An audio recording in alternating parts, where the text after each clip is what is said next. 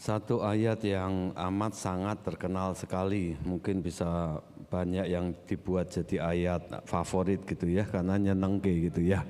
Tapi nanti kita mau lihat bahwa ketika tulisan ini dituliskan oleh Nabi Yeremia, diberikan kepada suku Yehuda yang pada waktu itu ada di Babel.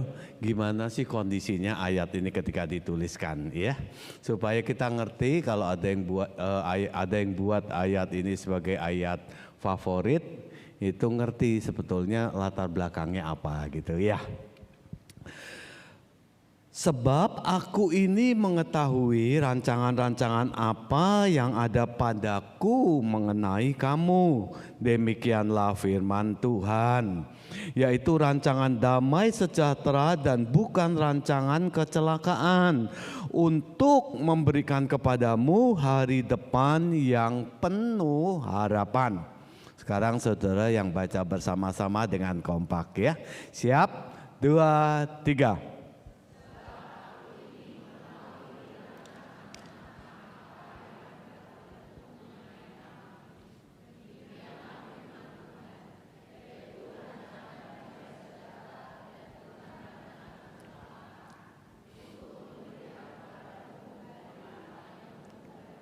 Amin, ngomong di sebelah kanan kiri amin. Ya. Untuk mengerti bahwa bagaimana atau apa latar belakang atau keadaan kondisi orang yang bangsa Israel pada waktu itu Yehuda, kerajaan Yehuda, orang-orang Yehuda yang dikirimi surat sama Yeremia di pasal 29 ini, bagaimana keadaan sesungguhnya. Kita lihat dulu Yeremia pasal yang ke-25. Nanti kita kembali ke Yeremia 29 ya. Yeremia 25 ayat yang ke-11 dan 12. Mungkin ayat ya 11 dan 12a saja ya, saya bacakan. Maka seluruh negeri ini akan menjadi reruntuhan dan ketandusan. Judulnya Yehuda dibuang ke Babel, saudaraku ya. Jadi negeri itu maksudnya kerajaan Yehuda. Maka seluruh negeri ini akan menjadi reruntuhan dan ketandusan. Dan bangsa-bangsa ini, orang-orang Yehuda, bangsanya Tuhan, umatnya Tuhan, akan menjadi hamba kepada Raja Babel 70 tahun lamanya. Jadi karena sudah berulang kali 23 tahun Yeremia terus bersuara kepada kerajaan Yehuda supaya mereka berbalik kepada Tuhan, meninggalkan dosa-dosa mereka, bertobat, berbalik sama Tuhan. 23 tahun terus Yeremia bicara, kasih firman Tuhan sama orang Yehuda. Tapi sayang, orang-orang Yehuda, umat Tuhan, nggak mau bertobat. Sehingga Tuhan buat satu disiplin, Tuhan buat satu hajaran. Dalam arti kata, kalau Tuhan hajar itu jangan bayangin hajar dengan bengis, saudaraku ya. Karena Tuhan kita bukan Tuhan yang bengis. Amin. Kalau dia menghajar, kalau dia mendisiplin, maka dia menghajar dengan kasih. Dia tidak pernah menghajar dengan bengis. Nah saudaraku, karena 23 tahun gak mau bertobat, akhirnya Tuhan buat satu keputusan. Yehuda dihabisin, semuanya jadi reruntuhan, kemudian seluruh orang Yehuda ditawan, dibawa ke negara Babel. Dan di sana akan menjadi hamba, menjadi budak orang-orang Babel selama 70 tahun. Itu mungkin 2 generasi ya, 70 tahun. Itu latar belakangnya Yeremia 29. Sekarang kita balik ke Yeremia 29 ayat utama kita itu. Saya akan bacakan mulai ayat yang pertama. Kalau tadi kita lompat ayat 11, latar belakangnya ayat 11 itu dibuat sebetulnya adalah Yeremia 25 ayat 11 dan 12. Yaitu ketika orang-orang Yehuda, umat Tuhan, didisiplin, dihukum sama Tuhan di Babel 70 tahun jadi budak. Saya akan bacakan sekarang Yeremia 29 mulai ayat yang pertama. Beginilah bunyi surat yang dikirim oleh Nabi Yeremia kepada Yerusalem, kepada tua-tua di antara orang buangan, kepada imam-imam, kepada nabi-nabi, dan kepada seluruh rakyat yang telah diangkut ke dalam pembuangan oleh Nebukadnezar dari Yerusalem ke Babel. Itu terjadi sesudah Raja Yekonia bersama Ibu Suri, pegawai istana, pemuka Yehuda dan Yerusalem, tukang dan pandai besi telah keluar dari Yerusalem. Jadi semuanya diangkut. Surat itu dikirim dengan perantaraan Elasa bin Safan dan Gemaria bin Hilkia yang diutus oleh Sedekia Raja Yehuda ke Babel kepada Nebukadnezar Raja Babel. Bunyinya, beginilah firman Tuhan semesta alam Allah Israel kepada semua orang buangan yang diangkut ke dalam pembuangan dari Yerusalem ke Babel. Dirikanlah rumah untuk kamu diami, buatlah kebun untuk kamu nikmati hasilnya. Ambillah istri untuk memperanak anak laki-laki dan perempuan.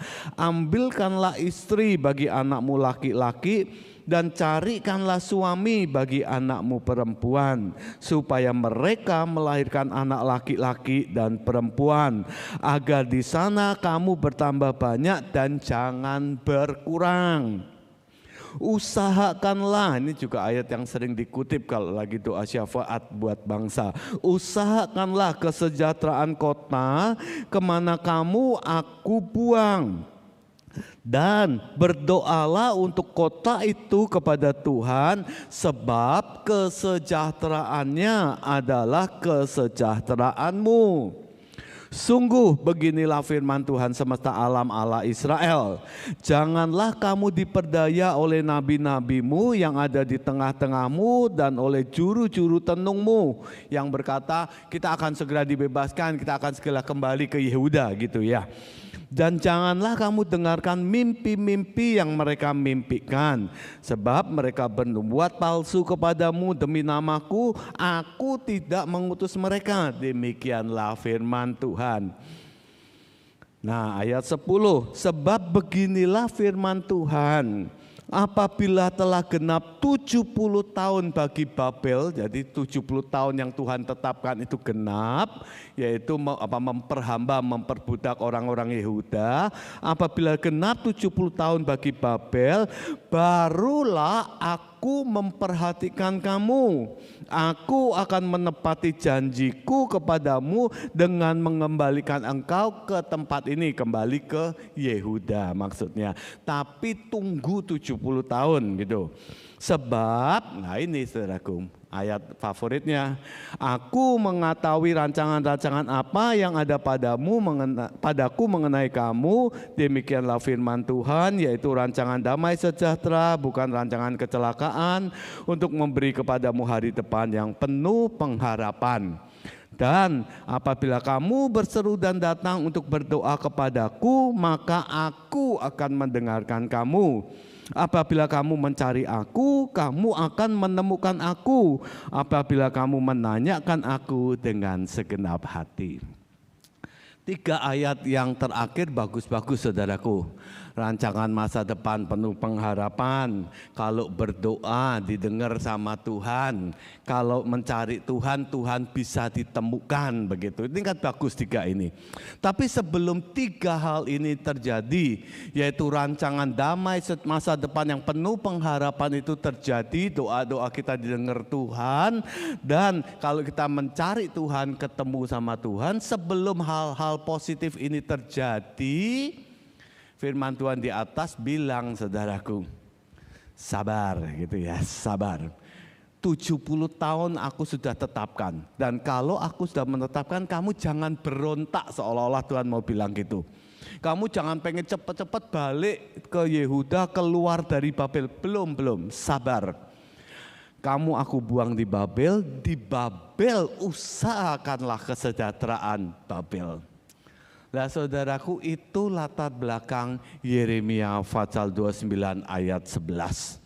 Jadi latar belakangnya sebetulnya satu situasi, satu keadaan, satu kondisi yang sebetulnya secara daging, secara manusia nggak nyaman saudaraku. Karena jadi budak kok di Babel, jadi orang tawanan, jadi orang asing.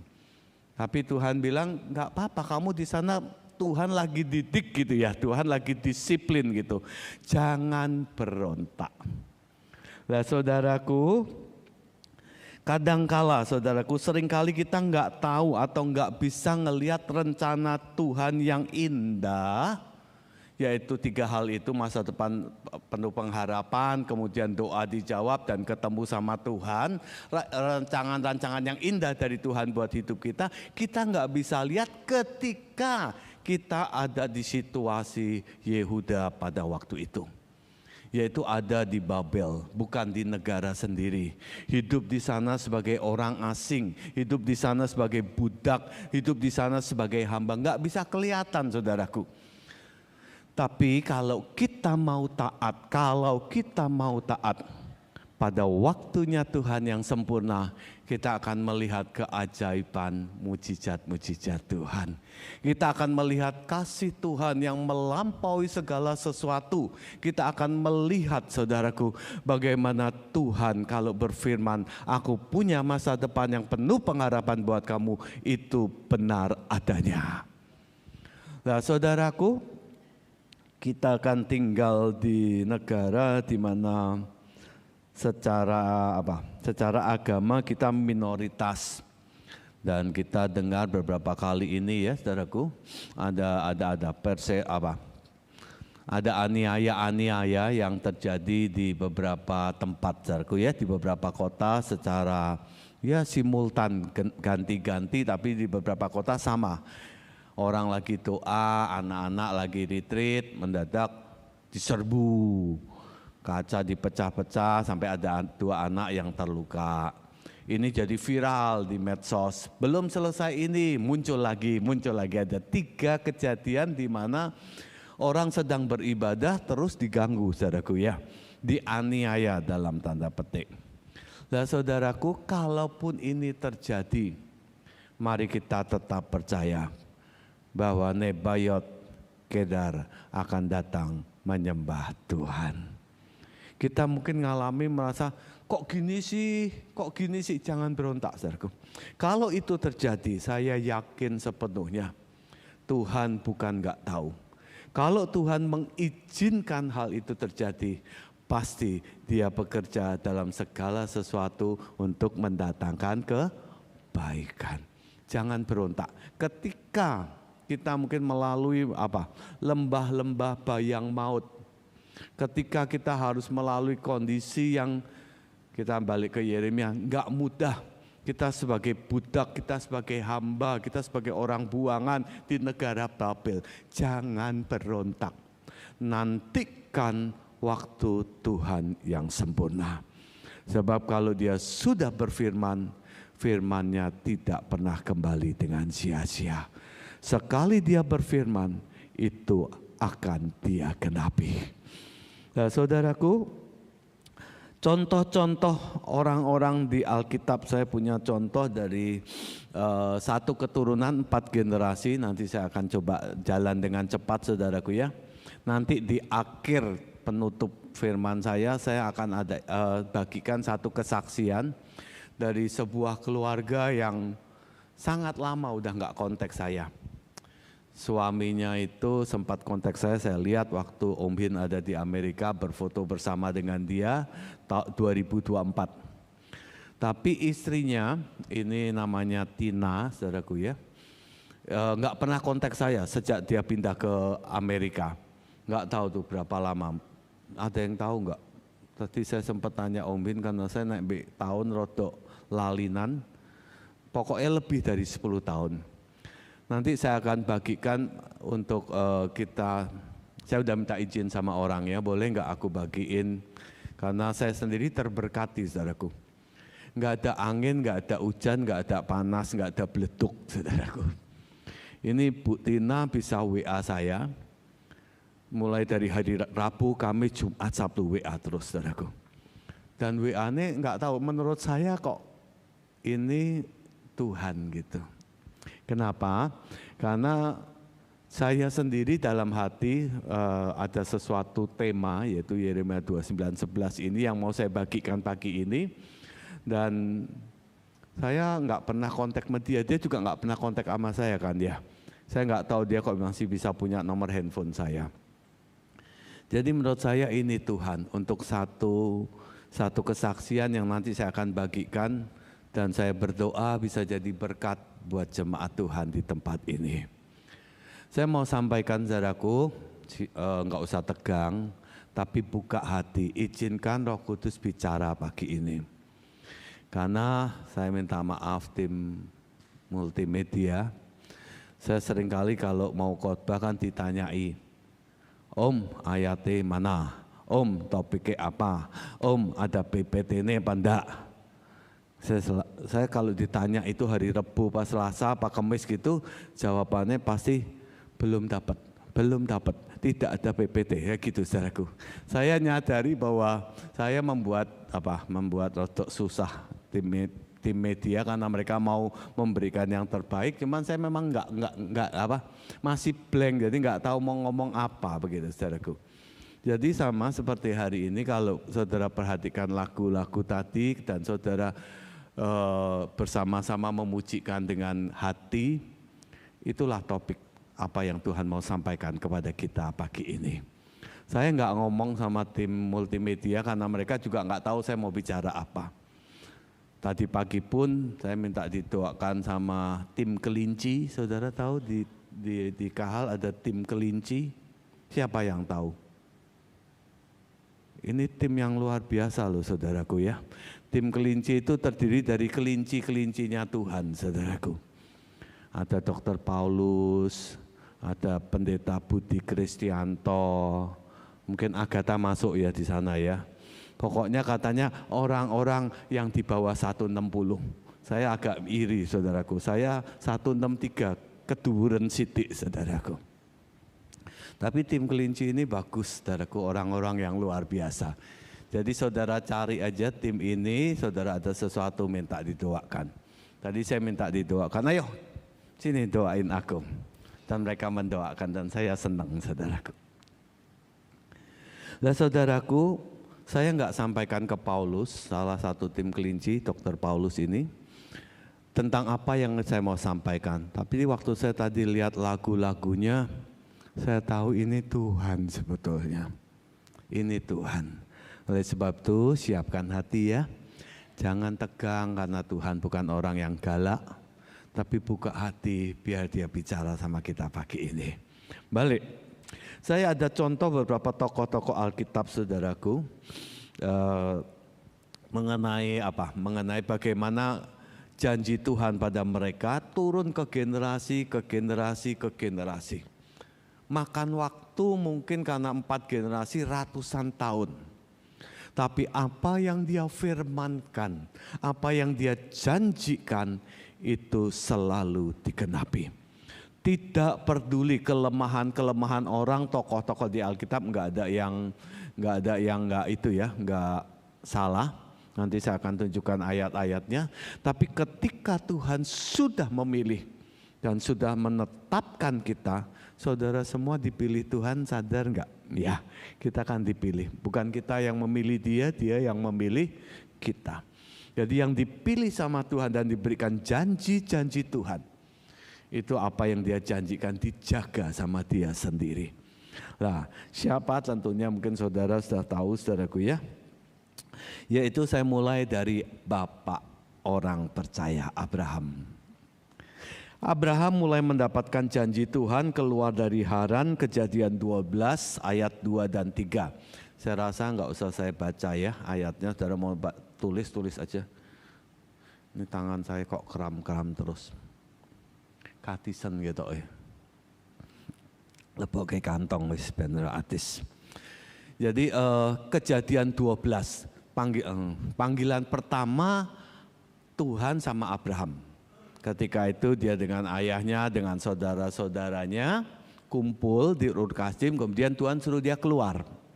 Kemudian dia keluar, dia bawa keponakannya Lot, saudaraku. Nah saudaraku, Kejadian 12 ayat 2 dan 3 itu Tuhan panggil dia dengan satu janji. Mungkin kita baca deh Kejadian 12 ayat 2 dan 3. Aku akan membuat engkau menjadi bangsa yang besar dan memberkati engkau serta membuat namamu masyhur dan engkau akan menjadi berkat. Ini ada janji-janji Tuhan yang paling akhir aja kita perhatikan, nanti yang lainnya kita biarin. Bangsa yang besar memang jadi besar saudaraku ya, namanya masyhur dia masyhur, tapi yang terakhir dan engkau akan menjadi berkat.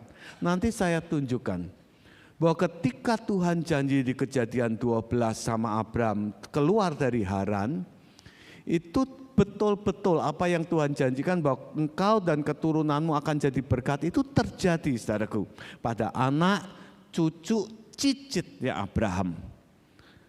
Ini yang membuat saya kagum saudaraku. Sekali pencipta langit dan bumi yang tinggal di dalam kitab berfirman dan berjanji, maka dia pegang janjinya dan itu pasti dikenapi. Nah saudaraku, ketika janji ini diberikan tentunya senang saudaraku ya. Kita kalau dapat janji seperti ini dari Tuhan tentunya happy ya, bahwa kita akan masyhur, kita akan jadi bangsa yang besar, kita akan menjadi bangsa yang pemenang, anak cucu kita, kemudian anak cucu kita akan jadi berkat. Tentunya senang saudaraku. Tapi kalau kita mau lihat saudaraku, dalam perjalanannya Abraham itu bukan tanpa pembentukan, bukan tanpa pergumulan, bukan tanpa masalah sama sekali. Cukup banyak saudaraku. Abraham mengalami pergumulan dengan tidak punya anak awalnya. Itu enggak gampang. Dapat janji akan jadi satu bangsa yang besar. Tapi 25 tahun nikah enggak dapat anak satupun. Itu bukan sesuatu yang mudah, betul? Dijanjiin sama Tuhan, Abraham engkau akan jadi satu bangsa yang besar. Bangsa saudaraku. Bukan cuman sekedar keluarga yang punya anak besar, bangsa yang besar. Tapi enggak ditunggu, enggak ada sama sekali tanda-tanda tersebut. Dan bukan waktu yang singkat. Puluhan tahun dia nantikan. Itu pergumulan menurut saya. Dalam perjalanan juga saudaraku dia sempat ada sebetulnya gembala-gembalanya dia dengan gembala-gembalanya keponakannya dia yaitu si Lot berkelahi. Buat Abraham kan dia nggak enak ya, ini gembalaku, ini gembalanya Lot keponakanku berkelahi. Dia kan nggak enak. Dia orang yang sangat lembut hatinya. Sampai dia ngomong ya udah Lot kita pisah aja, bahwa kamu mau pilih yang mana, kamu ke timur, aku ke barat, kamu ke barat, aku ke timur, pokoknya kamu ke utara, aku ke selatan, kamu ke selatan, aku ke utara, kamu pilih. Karena Abraham tidak mau ribut saudaraku. Dia sebetulnya kepala keluarga, Lot itu keponakannya dia. Tapi dia nggak mau ribut, ciamik saudaraku, ngalah. Ngomong mbak sebelah, ngalah yo. Ngalahan saudaraku, bukan kalahan, ngalahan. Ada Sodom, peristiwa Sodom.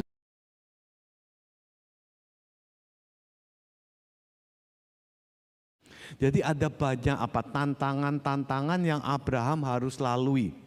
Saya sebutkan ini saja. Tadi saya katakan bahwa janji Tuhan itu pasti digenapi walaupun kita masih punya kelemahan-kelemahan. Janji Tuhan sama kita pasti digenapi walaupun kita punya kelemahan-kelemahan. Abraham punya enggak? Punya saudaraku. Dia buat satu kesalahan yang akhirnya ditiru sama anaknya saudaraku. Yaitu ketika dia masuk ke Mesir, dia bilang sama istrinya, kamu ini orang yang amat sangat cantik sekali. Jadi kamu ngomong ya, kamu ini adikku gitu saudaraku. Kita saudara gitu. Ini kan satu yang rodok tidak etis begitu ya saudaraku ya. Tapi ini Abraham lakukan saudaraku. Kemudian masalah kasus di kehidupan Abraham, Hagar dan Ismail. Itu kan juga kesalahan-kesalahan yang dibuat oleh Abraham dan ya keluarganya, dialah istrinya. Kan dia buat kesalahan, dia munculin Hagar, dia akhirnya muncul Ismail yang jadi problem sampai hari ini. Jadi Abraham bukan manusia sempurna. Dia buat kesalahan di Mesir, dia buat kesalahan dengan Hagar dan Ismail, dia buat kesalahan-kesalahan. Tapi janji Tuhan, aku akan buat engkau menjadi bangsa yang besar, aku akan membuat namamu masmur. Masyur kok masmur. Aku akan membuat namamu masyur dan keturunanmu akan jadi berkat. Itu tidak dicabut dari Abraham. Walaupun sekali lagi Abraham melakukan kesalahan-kesalahan. Waktu membuat kesalahan Tuhan mendidik, saudaraku. Tapi janjinya atas kehidupan Abraham tidak pernah dicabut sama Tuhan. Saudaraku, apa yang Tuhan sudah pernah janjikan dalam hidup saudara, pegang kuat-kuat saudaraku, karena pada waktu yang sempurna 70 tahun ketetapan selesai, itu akan terjadi. Anaknya Abraham turun ke generasi kedua, Ishak. Itu janjinya sama Ishak di Kejadian 26 ayat yang keempat, saudaraku. Tapi itu juga Ishak bukan berarti nggak ada kendala, saudaraku. Istrinya sama seperti ibunya di awal-awal. Ribka itu mandul awalnya. Sampai Ishak terus sembahyang sampai akhirnya Tuhan kasih, saudaraku. Dan ketika dikasih itu anaknya kembar dalam kandungannya, saudaraku. Jadi ada pergumulan tetap. Abraham punya pergumulan dengan Lot, Abraham punya pergumulan dengan Hagar dan Ismail, gitu ya. Abraham punya banyak tantangan-tantangan, walaupun Tuhan sudah janji sesuatu yang luar biasa besar dalam hidupnya dia. Tetap tantangan-tantangan itu ada. Pada kehidupan Ishak juga sama, saudaraku.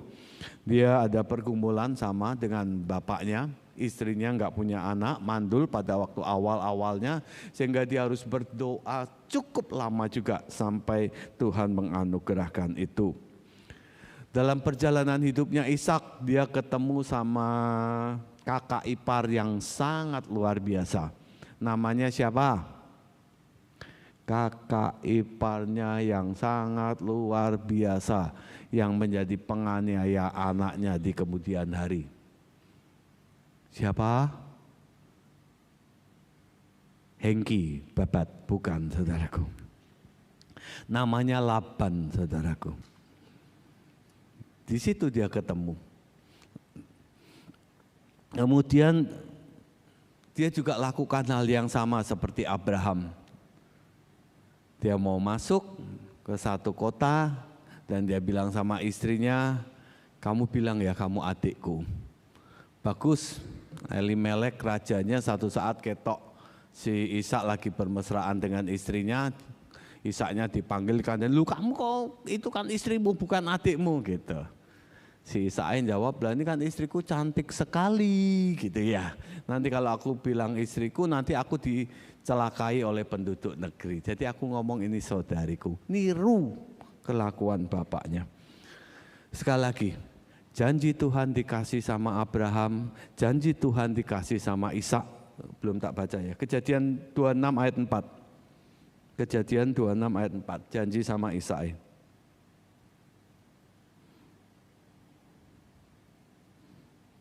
Ya.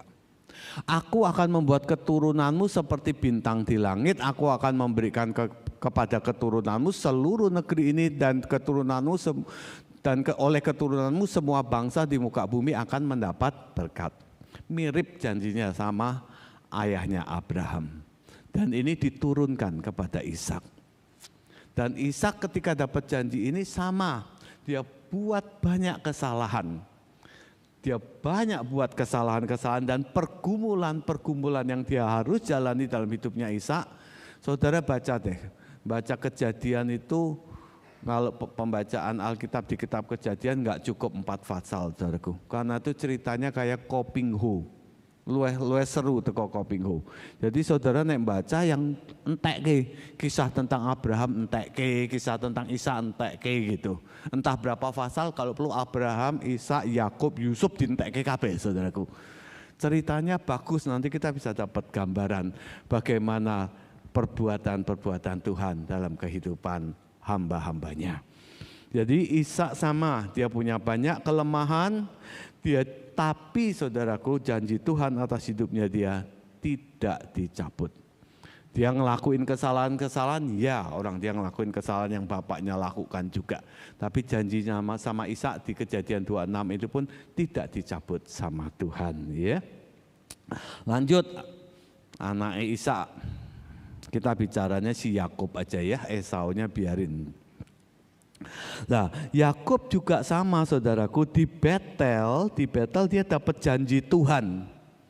Bahwa Tuhan samalah mirip-mirip, nanti saudara cari sendiri ya. Janji-janjinya. Kejadian pasal yang ke-28 ayat 14, mungkin baca deh ini. Kejadian 28 14. Ini sama Yakub, putune Abraham. Keturunanmu akan menjadi seperti debu tanah banyaknya, engkau akan mengembang ke timur, barat, utara, selatan, dan olehmu serta keturunanmu semua kaum di muka bumi akan mendapat berkat. Dibaleni lagi, sudah keturunan ketiga. Janji Tuhan sama Abraham tetap berlaku pada anaknya dan ini kepada cucunya. Lah apakah Yakub ini enggak buat kesalahan? Apakah Yakub orang yang sempurna sehingga Tuhan kasih janji ini? Enggak, kita tahu kisahnya Yakub kayak apa, saudaraku ya. Nipu kakaknya demi hak sulung gitu, saudaraku ya. Ya salah Esau dewi gitu. Ya memang salah Esau, tapi kue yo mingin-mingini marah iya. Jadi rumah saya kan di belakangnya nasi goreng babat hengki, saudaraku ya. Itu kalau dia lagi buka tuh asapnya masuk ke dalam rumah, saudaraku. Mau masuk rumah tuh aduh gitu. Nah saya kan punya satu kelebihan, yaitu asam urat saya agak tinggi, saudaraku. Lah kan nggak boleh ketinggian banget, kan nggak boleh makan babat dan rekan-rekannya gitu. Cuman kadang aduh gitu. Akhirnya kadang saya pergi ke belakang atau minta Mbak beli ke paru gorengi, babat gongsoe, sego goreng ndoke. Yang salah siapa? Baunya, asapnya babat itu atau keputusan saya untuk beli dan makan? Yang salah siapa? Awas kalau bilang salah saya. Ya saya yang salah. Tapi ada faktornya si ini enggak bau itu. Coba enggak ada bau itu kan saya aman, saudaraku ya. Haleluya. Ya mungkin enggak terlalu cocok, tapi kira-kira ya Esau memang salah. Cuman wong gek ngeleh bar berburu kok ya diiming-imingi. Bubur kacang merah, bubur kacang merah, begitu saudaraku. Yakub juga bukan orang yang baik sempurna. Dia punya banyak kesalahan-kesalahan. Satu yang rodok saya baca nih rodok jelei gitu ya. Tadi kan Kejadian 28 ayat yang ke-14 dulu, coba kita lihat. Kejadian 28 ayat yang ke-14 itu kan janjinya ya. Lanjut sebentar. Ayat yang ke-14 Tuhan janji. Kemudian ini kan di Betel waktu dia lagi tidur, saudaraku ya, yang dia lari dari Esau. Ayat 15, sesungguhnya aku menyertai engkau, aku akan melindungi engkau kemanapun kau pergi, aku akan membawa engkau kembali ke negeri ini, sebab aku tidak akan meninggalkan engkau, tetapi akan tetap melakukan apa yang kujanjikan kepadamu. Ketika Yakub bangun dari tidurnya, berkatalah dia, sesungguhnya Tuhan ada di tempat ini dan aku tidak mengetahuinya.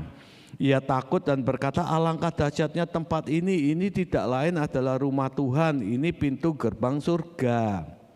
Ayat yang ke-18, keesokan harinya pagi-pagi Yakub mengambil batu yang dipakainya sebagai alas kepala dan mendirikan itu menjadi tugu dan menuang minyak di atasnya. Ia menamai tempat itu Betel, tempat itu dulu namanya Luz diganti Betel, Bet Elohim, rumah Tuhan. Lalu bernasarlah Yakub, perhatikan ini ayat 20 ini.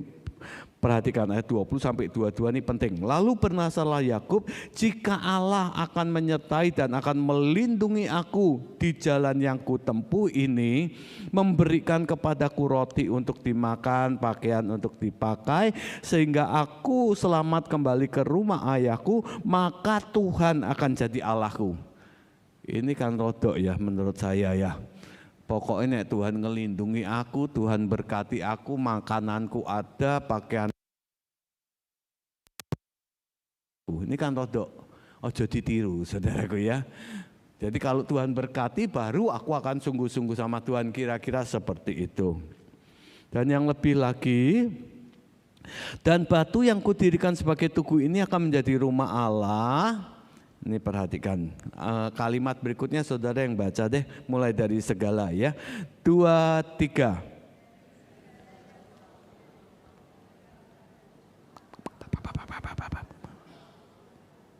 Amin.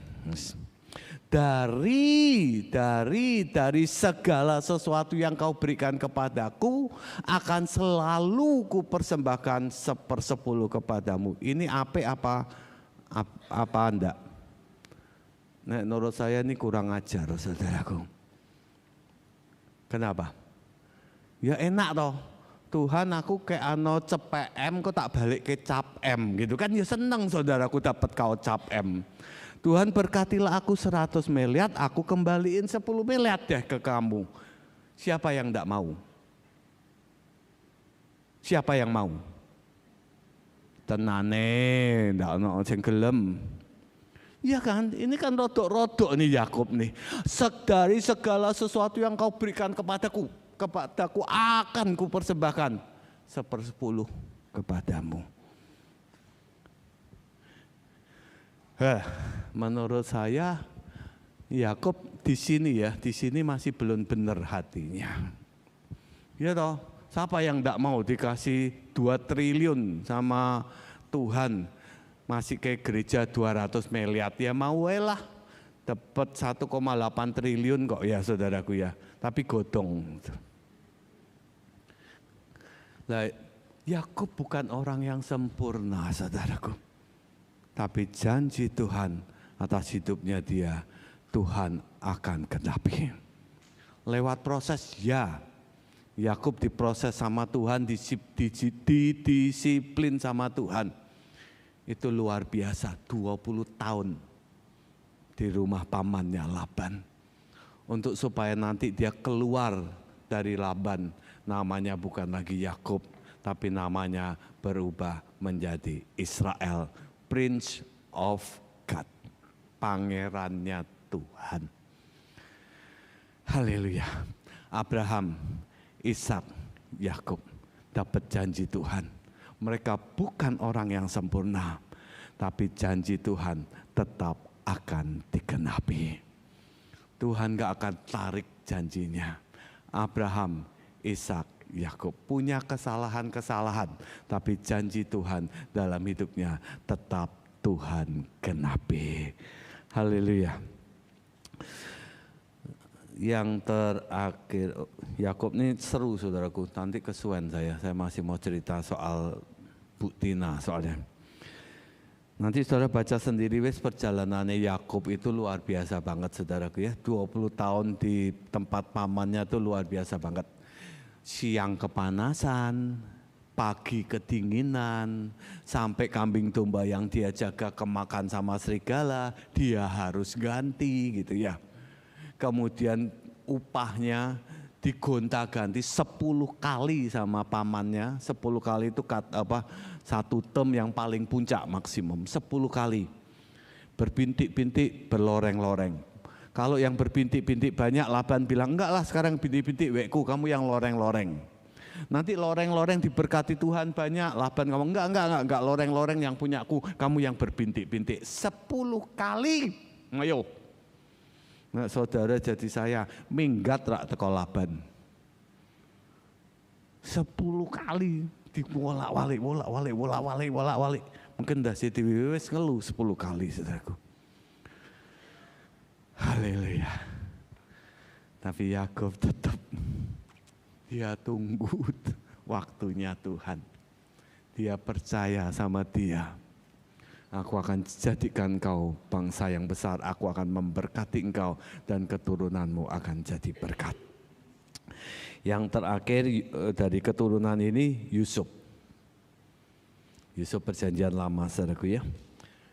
Paling disayang sama bapake Yakub, kemudian digaweke baju yang maha indah, dan jubah itu menurut saya membuat Yakub jatuh, yaitu dalam kesombongan. Hati-hati saudaraku ya, yang diberkati Tuhan, hati-hati. Jangan sampai jadi sombong. Hati-hati, jaga hati. Saya bolak-balik ingatkan sama beberapa teman, jangan sampai perhiasan yang Tuhan berikan itu menjadi anak lembu emas. Sesuatu yang akhirnya disembah dan menjadi kutuk bagi bangsa Israel. Itu kan perhiasan yang Tuhan anugerahkan. Tuhan dengan kemurahan Tuhan, waktu keluar dari Mesir, orang Mesir ngasih emas-emas, lumayan. Kalau sekarang meh notiau, saudaraku. Cetiau jitpek. Mau cetiau jitpek go. Kira-kira lah 1.738.000. 1 gram, saudaraku. 1 kilo lumayan, saudaraku ya. Jadi orang Mesir ngei ke orang Israel. Kan bagus mas-masan. Kok diuncalke digawe anak lembu emas. Berkat jadi kutuk. Baju yang jubah yang maha indah jadi kesombongan buat Yusuf.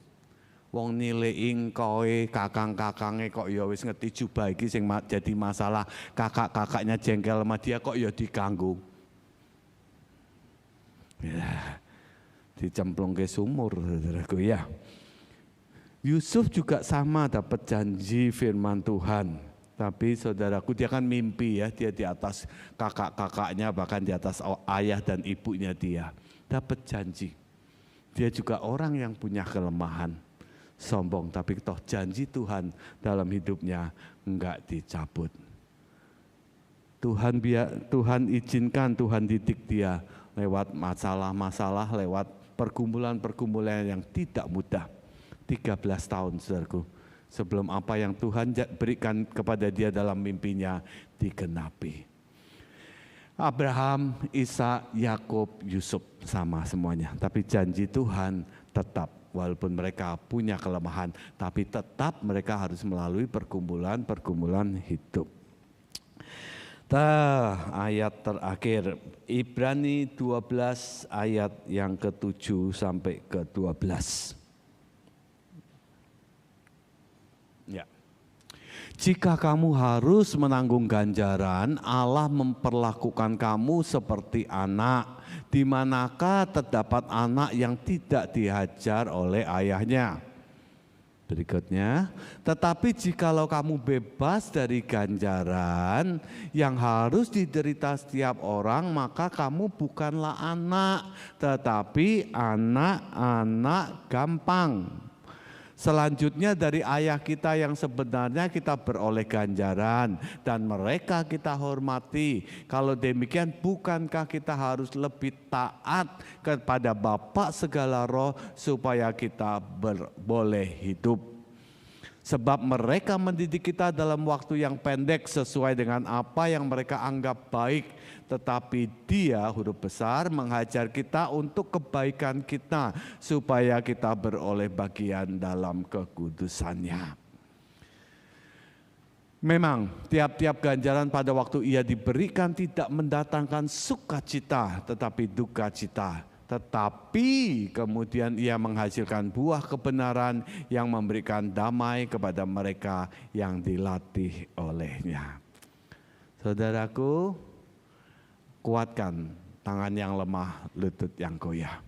Kalau ada di antara saudara yang merasa aku kok sudah doa terus menghadapi satu persoalan dalam tantangan hidupku ini yang saat ini terus ada, aku sudah berdoa sampai migrain, sampai vertigo kok ora hilang-hilang gitu saudaraku. Ingat baik-baik, tetap bertahan. Kalau kita nurut saudaraku, kalau kita tetap bertahan, tidak curiga sama Tuhan, tetap mempercayai Tuhan, maka barulah Yeremia 29 ayat 11, 12, 13 itu digenapi. Kita akan punya masa depan yang penuh pengharapan, doa-doa kita didengar oleh Dia. Dan ketika kita mencari Dia, kita menjumpai Dia. Haleluya. Never give up, just believe. Jangan pernah putus asa, tetap percaya. Kedar Nebayot, jangan pernah putus asa. Apa mungkin Kedar Nebayot terbesar di muka bumi ini akan datang kepada Tuhan? Jawabannya, karena Tuhan yang berfirman, itu pasti digenapi. Jangan takut, jangan bimbang, jangan putus asa, tetap percaya. Ngomong baik sebelah, tidak boleh putus asa, tetap percaya. Ayo ngomong, nanti aku tidak tak kasih kesaksiannya lu, apik kesaksiannya.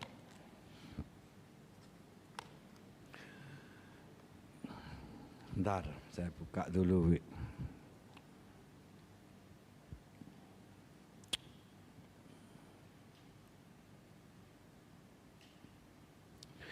Sekali lagi, ini istri dari Kongsen saudaraku ya, Pak David.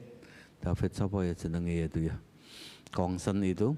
Jadi dia dulu jemaat kita kurang lebih 10 tahun yang lebih, sekian belas tahun yang lalu lah.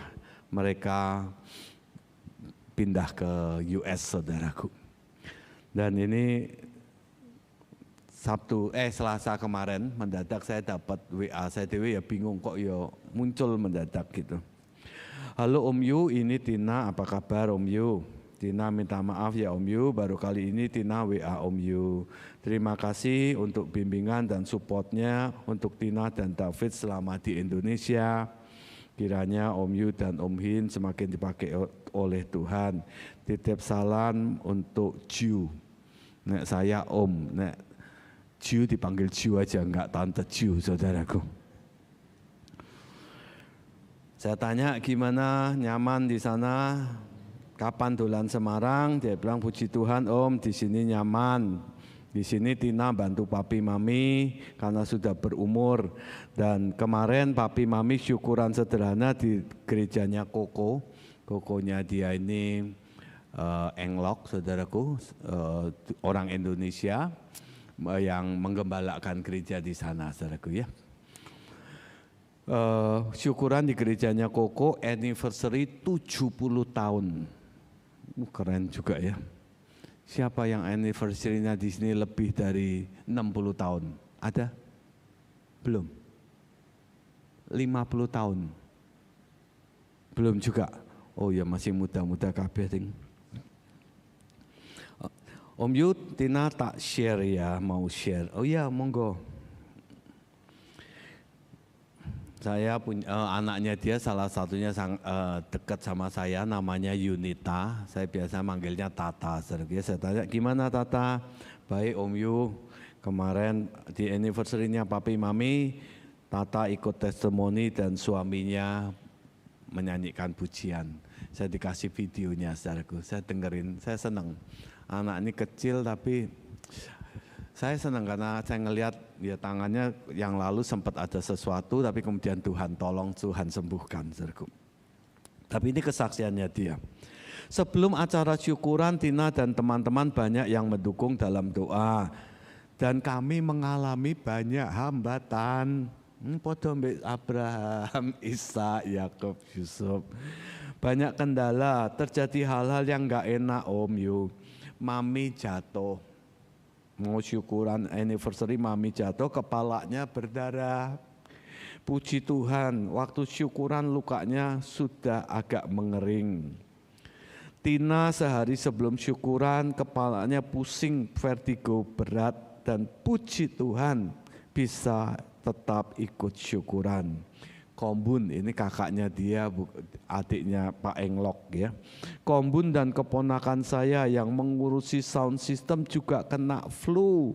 Puji Tuhan, sebelum syukuran sudah sembuh. Engso saya yang mengkoordinir acara tiba-tiba keracunan makanan. Beli makanan Thai food, kemudian makan keracunan.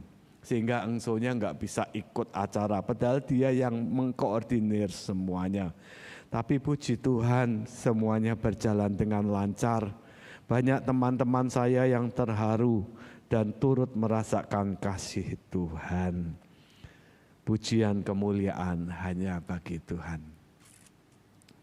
Senang saya saudaraku. Nggak nyalah ke Tuhan, lu mama kok tiba, kan my anniversary gitu ya. Aku kok vertigo gitu ya. Yang vertigo saya ada obat, yang mangan apa ya, tomat, timun apa nanas, boys nggak ngerti nanti tanya Ciu, saya sudah share ke sana. Aku kok vertigo gitu ya. Kemudian apa, engsonya, kakak iparnya, di waktu yang bersamaan saudaraku. Tapi puji Tuhan, saya senang ini keluarga yang menurut saya keluarga yang sudah sampai di generasi ketiga benar di hadapan Tuhan dan diberkati luar biasa. Nanti saya akan ceritakan terus, paling 20 menit lagi. Doakan mami papi supaya akhir hidupnya mami papi tetap semakin cinta Yesus. Saya tanya Tata kabarnya gimana, dia jawab di sini kabarnya dia baik, di sini Tata cukup sibuk, punya 2 anak, kerja di rumah sakit, bantu banyak orang yang melahirkan. Dia cukup sibuk, anaknya cilik-cilik dan maunya kantelnya sama Tata. Tapi puji Tuhan, dia dapat seorang suami pendeta muda di sana. Seorang hamba Tuhan yang mementori anak-anak muda. Fotonya nanti aja deh ya. Fotonya api-api, anaknya imut-imut. Saya tanya, kamu masih kerja enggak? Iya, dia masih kerja. Kongsen juga masih kerja. Lanjut aja. Tata diwisuda. Dan puji Tuhan, Tata lulus cum laude. Dan yang luar biasa dia kasih kesaksian begini saudaraku.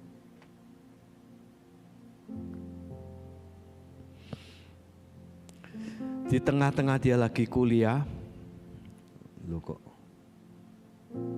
Tata bilang sama papanya mau minta nikah dengan suaminya karena suaminya 7 tahun lebih tua dari Tata. Tapi Kongsen bilang, papanya bilang kamu lulus dulu baru nikah. Mungkin didorong pengen cepat nikah dengan Bernard, dia belajar dengan sangat giat sampai bisa lulus cum laude. Waktu kuliah Tata semangat belajar karena nilainya jelek, nggak dapat subsidi dari pemerintah. Jadi kalau nilainya jelek nggak dapat, maksudnya gitu. Sehingga Tata belajar dengan sangat giat dan dia dapat subsidi, dan puji Tuhan Tina dan Kongsen tidak biayai apa-apa buat kuliahnya Tata dan Yolanda. Yolanda ini ciciknya. Karena mereka nilainya bagus-bagus, Tata lulus cum laude jadi tidak bayar saudaraku. Tina share ini bukan untuk menyombongkan diri, karena semua ini kami sadar bahwa Tuhan yang tolong keluarga kami. Dan rencana Tuhan itu indah bagi keluarga kami. Sehingga kami bisa pindah ke US. Dan jodohnya Yolanda, Yunita, semuanya orang-orang yang takut akan Tuhan ketemu di sana. Waktu pertama saya pindah di US, saya ditampung adik saya. Satu hari saya pergi ke persekutuan, ada seorang hamba Tuhan dipakai nubuat bahwa Tuhan bilang bahwa nggak usah khawatir dengan rumah, karena dia kan pergi ke sana nggak punya apa-apa. Ditampung sama adiknya. Ada seorang hamba Tuhan yang bilang, kamu nggak usah takut, Tuhan akan kasih kamu rumah. Dan Walaupun rumah di California itu mahal sekali, lebih dari state yang lain. Akhirnya Tuhan kasih mereka sebuah rumah. Dia nggak pernah kebayang, saudaraku, Tuhan bisa kasih dia rumah. Dan ini yang terakhir kesaksiannya dia. Waktu di US, aku bahasa Inggrisnya jelek. Tina bahasa Inggrisnya kalah sama orang-orang Amerika, saudaraku. Tapi puji Tuhan, Tina diberi pekerjaan oleh Tuhan, dan pekerjaan yang dia perusahaan di mana dia bekerja itu satu saat kemarin efisiensi. Banyak teman-temannya dia yang dikeluarkan. Pertama ada 20 orang dikeluarkan yang menurut Tina jauh lebih bagus kerjanya daripada dia. 20 dikeluarkan, dia lolos, enggak dikeluarkan. Gelombang kedua 25 lagi dikeluarkan. Puji Tuhan, Tina enggak ikut dikeluarkan. Padahal orang-orang yang dikeluarkan itu orang yang kerjanya lebih bagus dari Tina. Ini semua kalau bukan Tuhan yang menolong Tina, tidak mungkin.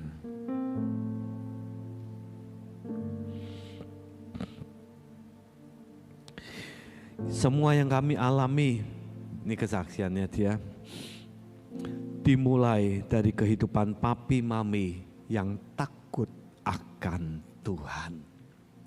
Papi maminya dia takut akan Tuhan. Turun ke anak-anaknya. Tina, kakak-kakaknya, semuanya orang-orang yang takut akan Tuhan, menjadi hamba-hamba Tuhan yang luar biasa. Dulu papi mami pernah pergi ke persekutuan doa di Melati, di tempatnya Tante In. Itu persekutuan doa tahun 7980 di sana, luar biasa. Waktu itu ada tamu yang datang, yaitu Bapak Pendeta Yeremia Lim. Dia menubuatkan mami, Tuhan bilang kamu jangan khawatir mengenai hidupmu. Aku akan memberkati semua keturunanmu. Ini musimnya di tahun 80-an, saudaraku. 45 years already, 45 tahun sudahan. Dan apa yang Tuhan janjikan kepada papa mamanya, Tuhan genapi sampai hari ini. Tuhan memberkati luar biasa keturunannya. Sampai pada anak cucunya. Udah nggak usah wes sisa boy, ternyata tak pikir wes mentek. Jame melaku terus soalnya.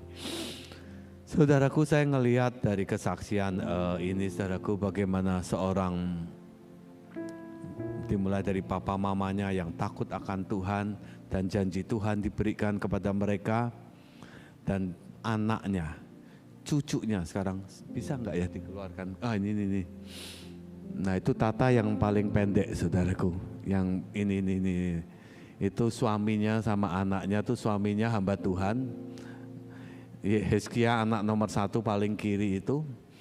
Kemudian ini Tina, ini Kongsen, putune kita udah ada 6 7. Ini Yolanda, saudaraku. Ganteng-ganteng, ayu-ayu, imut-imut putune. Next fotonya. Nah ini anaknya si Hizkia, ini anak nomor 1-nya dia, saudaraku. Ayu, anaknya. Nah aku di sana pipinya mesti tak jiwit, saudaraku. Berikutnya. Nah ini Yolanda, saudaraku, lulus cum laude, saudaraku. Padahal awalnya nilainya elek. Berikutnya.